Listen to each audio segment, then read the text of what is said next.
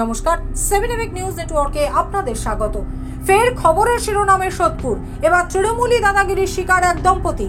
সোদপুরের দত্ত রোডের ডাক্তার দেখাতে গিয়ে পানিহাটির প্রাক্তন তৃণমূল কাউন্সিলর এবং তার দলবলের হাতে আক্রান্ত হলেন রঞ্জিত মজুমদার এবং তার স্ত্রী।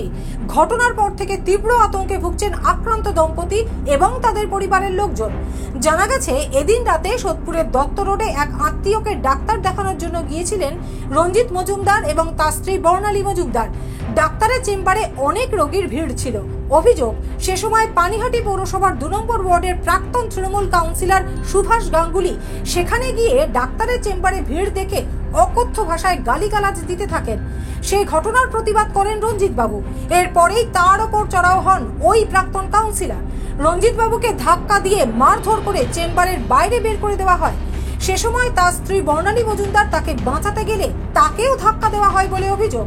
আর তারপরেই ওই প্রাক্তন কাউন্সিলর তার দলবলকে ডেকে রঞ্জিত বাবুকে গঙ্গার পাড়ের দিকে তুলে নিয়ে যাওয়ার চেষ্টা করেন। এলাকার মানুষজনের সাহায্যে কোনো ক্রমে রক্ষা পেয়ে বাড়িতে ফিরেই অসুস্থ হয়ে পড়েন রঞ্জিত মজুমদার। এদিন রাতের হামলার ঘটনার আতঙ্ক কাটিয়ে উঠতে পারছেন না ওই দম্পতি। গোটা ঘটনার বিবরণ দিয়ে আক্রান্ত রঞ্জিত মজুমদার কি জানালেন শুনুন। তা আমার দিদি, আমার ভাইরা, আমার দাদা ডাক্তারের চেম্বারে ঢুকে ডাক্তারের সাথে কথা বলছিল। আমি বাইরে দাঁড়িয়েছিলাম। তখন ওখানকারই একজন বয়স্ক লোক উনি ওখানকার প্রাক্তন কাউন্সিলর এসে বলছে যে ডাক্তারবাবুর কাছে পেশেন্ট গেছে গল্প করতে। তখন আমি ওনাকে বলি যে কাকাবাবু, ডাক্তারবাবুর সাথে কেউ কি গল্প করতে আসে? আমার দিদি বলছে তখন আমাকে বলছে, আমি বলি যে আমার দিদি খুবই অসুস্থ, ওনার অপারেশন হবে, আমরা একটু ডাক্তারবাবুর সাথে কথা বলতে এসেছি।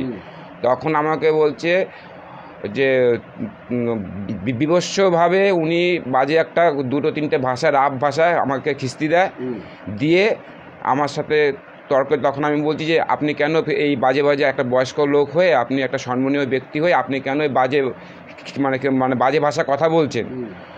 বলার সঙ্গে সঙ্গে উনি আমাকে ওখান থেকে গলায়, বুকে আর গালে মারতে আমাকে ওনার দোকান পর্যন্ত নিয়ে যায়। তখন আশপাশ থেকে আরও 3-4-5-6 জন চলে আসে। এসে তখন আমাকে বলছে চল মালটাকে তুলে নিয়ে গঙ্গার পাড়ে নিয়ে চল, গঙ্গার পাড়ে নিয়ে চল, তারপর ব্যবস্থা করছি। ওই সময় ডাক্তারবাবু চেম্বার থেকে আমার অসুস্থ দিদি, এই যে দিদি আমার বসে আছে, আমার ওয়াইফ, এরা গিয়ে আমাকে ওখান থেকে উদ্ধার করে নিয়ে আসে। উদ্ধার করে নিয়ে আসে। আমার তখন বুকে খুব পেন হচ্ছিল। আমি তখন ভয় রীতিমতো কাঁপছিলাম।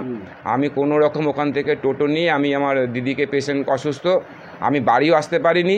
আমি তখন পাশে আমার এক দাদার বাড়ি ছিল, সেখানে গিয়ে আমি আমার ওখানে এতটা আমি ভয় পেয়ে গেছিলাম যে যদি আমার কালকে আমার ওয়াইফ, আমার দিদি যদি না থাকতো, কালকে যে আমার কি হতো আমি নিজেও জানি না। খুবই আতঙ্কিত, কেন যেইভাবে কালকে আমাকে উনি মারতে যখন গঙ্গার পাড়ের দিকে নিয়ে যাওয়ার কথা বলছিল, তখন তো ভাবছিলাম যে আমি ফিরে আসতে পারবো কি না।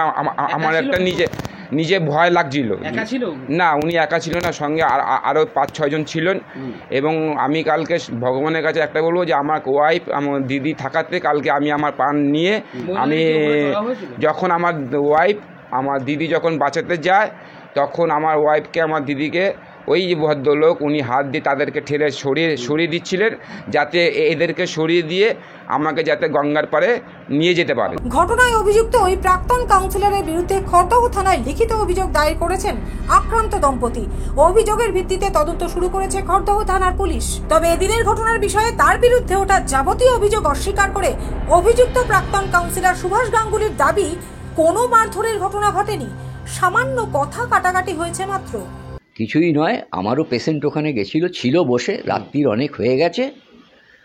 আমি জাস্ট রাস্তা থেকে আমি চাবি দোকান বন্ধ, ওখানে আমার দোকান আছে, দোকান বন্ধ করে আমি চাবিটা ওনার কাছ থেকে, আমার পেশেন্টের থেকে নিয়ে আমি বাড়ি আসব। সেই সময় দেখি চেম্বারের দিকে তাকিয়ে দেখি অনেক ভিড় ভেতরে। তা আমি বললাম এত ভিড়ভাট্টা না করে একটু তাড়াতাড়ি করুন, অনেক পেশেন্ট পেছনে বসে আছে। সেই সময় রাস্তার উপরে দাঁড়িয়েছিল একজন ভদ্রলোক। পরে জানলাম যে উনি একজন টোটো চালক, ওই টোটো চালকেই এসেছেন ওনারা। তা উনি তখন আমাকে সেটা প্রতিবাদ করে, আপনি এটা বলতে পারেন না। আমি বললাম আমি তো খারাপ কিছু বলিনি ভাই। তারপরে উনি আমার সঙ্গে তর্কাতর্কি শুরু করে দেন। আমি বলি দেখুন, তর্ক করবেন না, আমি কোনো অন্যায় কিছু বলিনি, অনেক পেশেন্ট বসে আছে। তাই না? তা আপনারা যদি আর দেরি হয়, রাত হয়ে যাচ্ছে, বৃষ্টি পড়ছে, খানিক বাদে রিক্সা পাওয়া যাবে না, যাবে কিসে করে আমার পেশেন্ট, এই নিয়েই একটুখানি কথা কাটাকাটি, সামান্য কথা কাটাকাটি, কোনো মারধর কোনো কিছু নয়, ওসব কিছু নয়, ছোট্ট ব্যাপার, এটা কোনো ঘটনা নয়। রাজা দে 7 এবিক নিউজ নেটওয়ার্ক সোদপুর। আরো বিভিন্ন খবরের আপডেট জানতে হলে অবশ্যই সাবস্ক্রাইব করুন 7 এবিক নিউজ নেটওয়ার্ক চ্যানেলটি, কারণ আপনাদের একটা সাবস্ক্রিপশন আমাদের কাছে অত্যন্ত মূল্যবান। পাশাপাশি অবশ্যই ফলো করুন আমাদের হোয়াটসঅ্যাপ চ্যানেলটিও। জয় হিন্দ।